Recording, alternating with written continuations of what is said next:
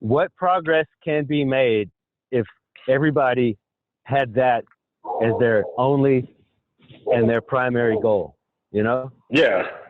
I mean, what ends up happening is it's like when you just want to be happy, and that's your prime directive, then it like changes everything in your brain when you experience circumstances of like fit in that happiness. No, I'm supposed to be happy, you know, and it just like messes with you. It's just like being a good person. Like people say, I want to be a good person, right? I'm like, what? Like even Jesus said, why do you call me good? Because like when you want to be seen as a good person, that also messes you up, because what ends up happening is your prime directive is like, I want to be seen as a good person. I want to be a good person. And then you have some idea of what a good person is, some like made up thing. And then you start doing stuff in life and you're just like, is that what a good person would do? And then if you don't, you feel terrible. Blah, blah, blah, blah. I'm not a good person. And I don't know how far reaching your video is going to go, but I don't really believe in like what you call good people. That doesn't mean I think that people are bad either. Isn't that in the Bible? People are people. Isn't that in the Bible? Oh yeah, none. Like no one's righteous. There's and all no good one among you, or something like that. I mean, yeah. Right. But I don't take that to mean like you total depravity, like no, like it's the relative. old Protestants. Right. I think it's like people get up in the morning like that dude in that joke, and they try to do the best that they can do, and then they fail constantly, repeatedly, and rapidly, and like we all do. And then somehow, some of us, we adjust based on our relationships, based on our learnings, and then some of us don't adjust. And I don't see myself in a position to judge it one way or the other, even as a pastor, because I just like, I grew out of that. And, you know, it's just like people are doing the best they can do. God loves us. Yeah. Grace is sufficient. And that doesn't mean people should just do whatever they want to do. It's like, and it also doesn't mean, how do you say this? Like I said, like for me, I'm like, is that the most loving thing I could do? Like a lot of times in the morning when I wake up and I pray and stuff, I just like, what would love have me do today? And then I just go out there and I trust that whatever I'm doing is loving. And if I can tell that it isn't loving, then I got to readjust. You know what I mean? And Absolutely. Then I just kind of try to readjust, man. You know, and I don't even try to say like what love looks like, because just using the biblical example, like so many people, now I ain't gonna talk about people. Let's just say, using the biblical example of Jesus, if somebody said, does love look like going and making a whip of cords, going into the temple, flipping over tables and going, cha, cha, does that look like love? People will say, no, that doesn't look loving, but that's what Jesus did. You know what I'm saying? And like just different factors. That's the most prime example, because a lot of times I hear a lot of people who go to church, if I tell them that story, they're like, what? Jesus did that? You know? So I use that as an example. But it's a lot of stuff that is love that we can't tell that it's love. You know what I mean? So, Absolutely. And there's a lot of stuff that's not love that we think is love. For some reason, that reminds me of a story. I just heard this story on the Young Turks just a few minutes before this interview. Apparently, some of the folks that were flown back from China and forced into quarantine because of this coronavirus, they are being billed like thousands of dollars for the treatment that they were forced into. And I know that seems like, when you're talking about Jesus in the temple, you know, that reminds me, like, that's something that would be love it wouldn't look like an act of love, but if somebody went into the offices or where they were writing those bills from and sending them out and started flipping tables over, to me, that might not look like love to them, but to, you know, that would be love, you know? Yeah, that's silliness. I hadn't heard that. But I mean, I'm not surprised. I mean, I don't know, man. I laugh a lot because a lot of times I think it's just energy moving out of my body. I hear something ridiculous and then I'm like, I just start laughing.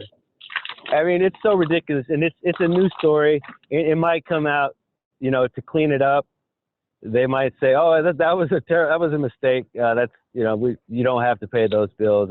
I'd be surprised if they actually, now that it's a story, I'd be surprised if they actually made them pay the bills, especially it being an election year and everything.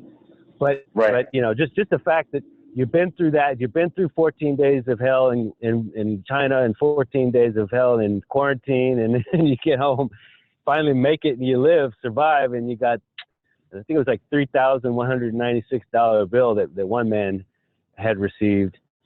But yeah, I mean, I tell you what, there's a lot, there's a whole lot of stuff going on these days. I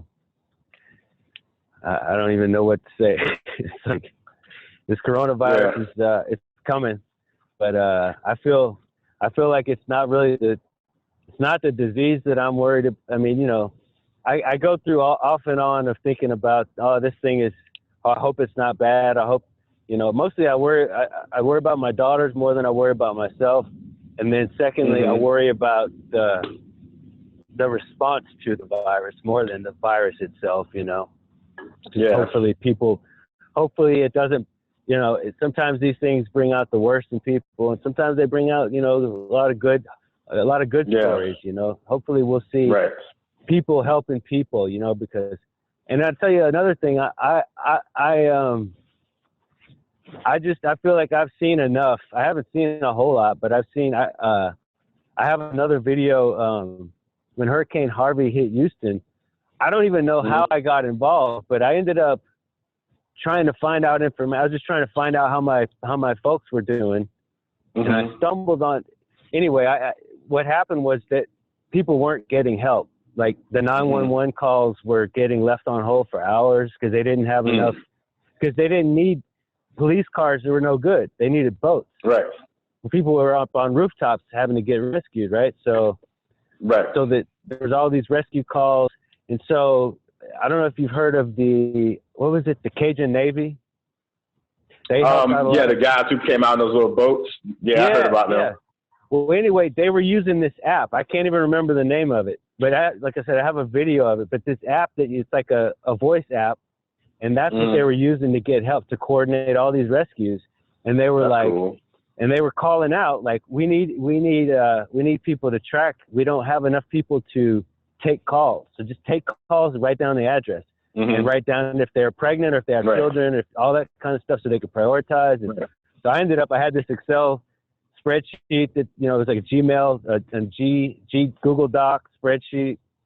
Right. And so I was in Colorado. I was nowhere near Houston at the time, but I was involved in that. But the point is, the people that were waiting on the government, they still be up on the rooftop if they were waiting, Right. So my point relating that to what's coming down the pipe with this coronavirus is, hey man, it's time for us to take care of each other for real. Like we need that. We need to stop. Stop thinking that the government's going to take care of you, and really maybe it's time to stop thinking that. I was going to say, stop thinking that they're supposed to. I don't know. Maybe I'm wrong about that because, we pay tax dollars and everything.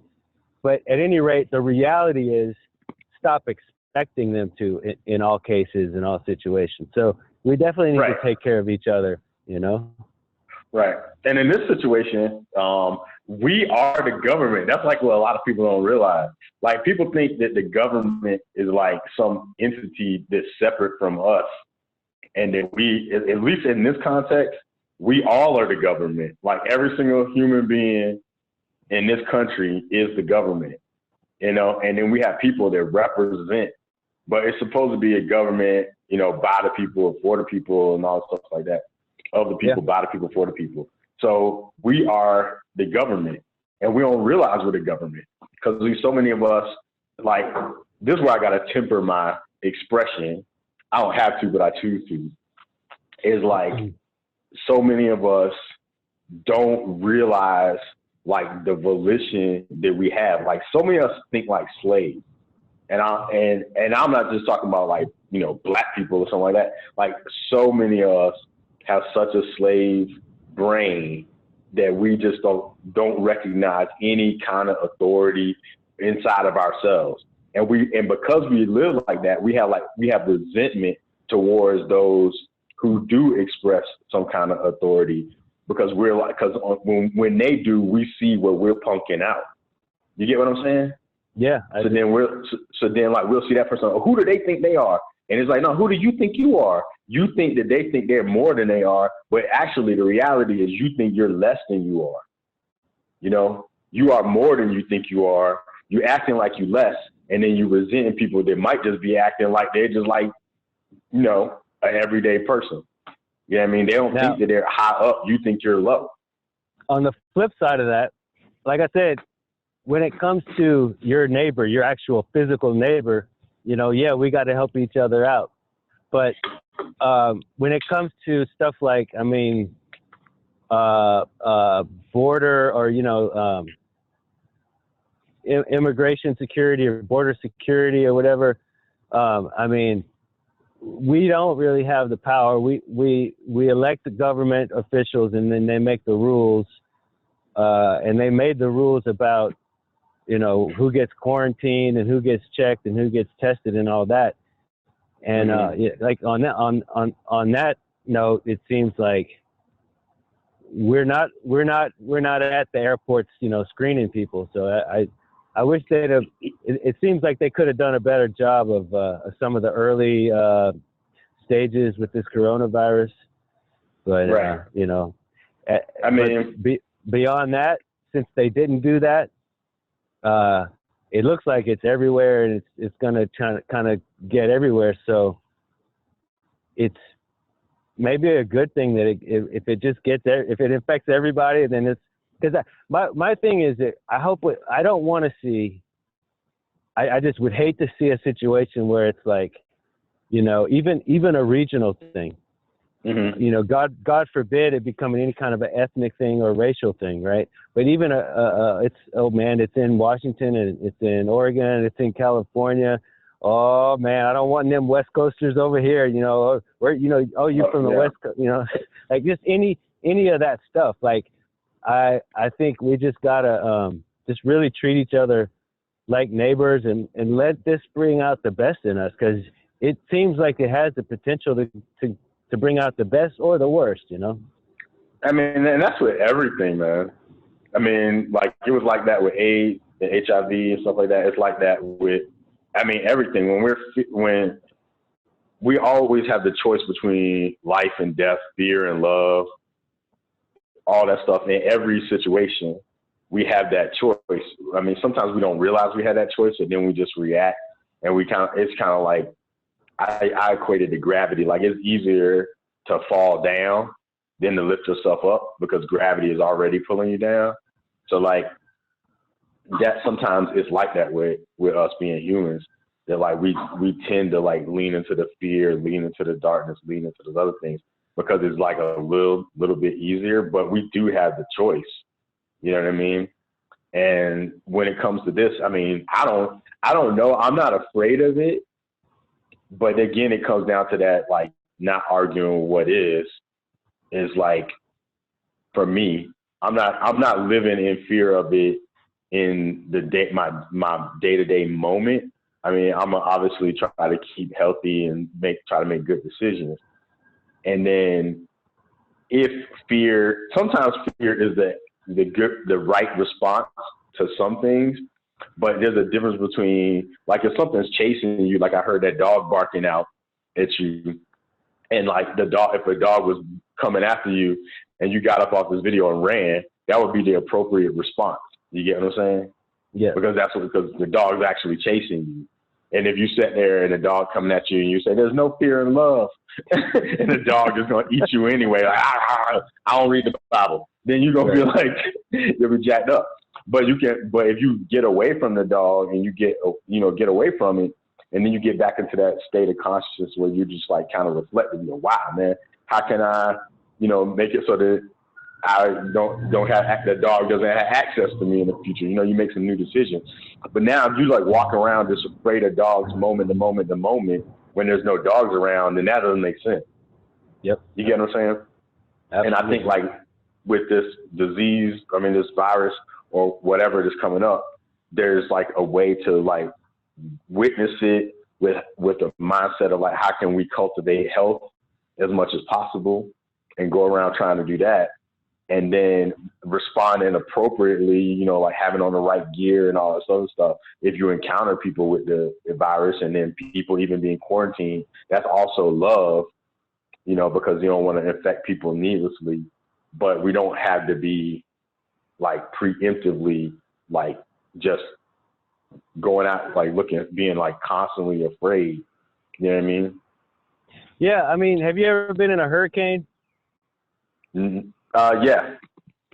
You know, I love hurricanes. And don't get, you know, when I was a kid, I loved every bit of them. I loved the before, the during, and the after. It was exciting. It was fun. I just loved them. I've been in quite a few of them, and I've just always loved them. But the last one I was in, as a grown-up with children and belongings and responsibilities, I didn't love it. But after the hurricane, everybody was without power. You know, the rich, the poor,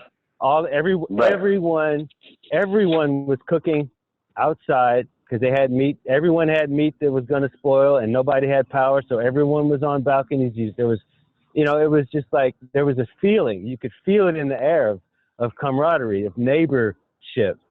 You know, and all I'm saying is that this virus, even if it kills us all, how are we going to go out? You know, like that's all I'm saying. Like I hope that we just let it bring out the neighbors in us and not the other the bad side. You know. Yeah, well, you can't control that with anybody else, but you can control it with yourself. I was in Hawaii and there was supposed to be a tsunami. And it was like, they said it's inevitable. It was coming. They even were tracking the wave saying when it was going to hit. And I was like, not very far from the shore. And it was random because my wife actually works for an airline. So sometimes we could fly to Hawaii for free. But sometimes we went there, we had no place to stay. We were so stupid. But we went there. Hey man, I'd rather be homeless in paradise than have a home in some of these places. Right. So we were just kind of like bopping around in like trashy hotels and like trying to and we had some friends and we were like sleeping on their floor or something. Shit, I'd sleep on the beach, man. Yeah. So we were going up to this other side of Hawaii and we had found like a reasonably low price. I mean, this is on Oahu, a reasonably low price place to stay the night. So we were driving up there. And then we saw some like Hawaiian locals, like, you know, native Hawaiians. And for some reason, my daughter, she thought that she was hearing the music of Modest Yahoo, which is like a Hasidic reggae rapper dude. Yep. And she loved this dude. And this is a complicated story. I'm going to skip it, some parts of it. But she thought she heard his music and she started saying, his music is playing. And he was in Hawaii at the exact same time. So we pull over because she kept screaming. So we pulled over just to get that out of her system. But it was really these native Hawaiians playing their music. So we started talking to the people and she was like hugging them and stuff. We didn't know them from anything. She started hugging them. And then they asked us like, where are we staying? And we said, well, you know, we're just kind of bopping around, but we might stay at this place up the street. I mean, well, like a few more miles this way. And then they said, why don't you stay with us? They never met us. We were only talking for like a little bit. And they said, you know, you can stay with us. We said, all right. So we stayed with them and slept in some yurts in their backyard. And then like about 4:00 in the morning, I went up to go to the bathroom and I saw them like packing up all this food and stuff. And I said, what's happening? Why are you guys up so early? And they said, oh, a tsunami's coming and we're just packing up so we can go up the mountain and have some food and everything. And they said it just regular. You know what? Believe it or not, that happened to me too in San Diego. Oh, dang. I had two young kids. They were like 2 and 9 months, something like that. And it was like around 10 p.m. and the kids were asleep. You know, it was a work night. I was in the Navy, but I lived off base. And this thing flashed on the TV. An earthquake has happened off of somewhere, and we're expecting a tsunami. And they said, I can't remember what the height was, but at the time I was in Imperial Beach, and that was like the only place I could actually afford to live by the beach. But we were literally 1 block from the beach, and Imperial. I don't know if you've been to Imperial Beach, but there's no cliffs, or it's not like, it's just like a flat city, a flat beach, So like the house is, a few feet above sea level. But the funny thing is, we sat there for a while. Like me and my wife at the time, we were just like, is this really, like, what? And they said, you need to go to higher ground now. And we still just sat there like, what? Are you serious? And then we looked outside, and nobody was really, we didn't see anybody moving around, or cars, people getting in their cars or anything. But we had 2 young kids, and we were a block from the beach. So finally, after about 3 or 4 or 5 minutes of like, should we, finally we got the kids, put them in the car, and just drove up inland to up in Chula Vista, higher elevation.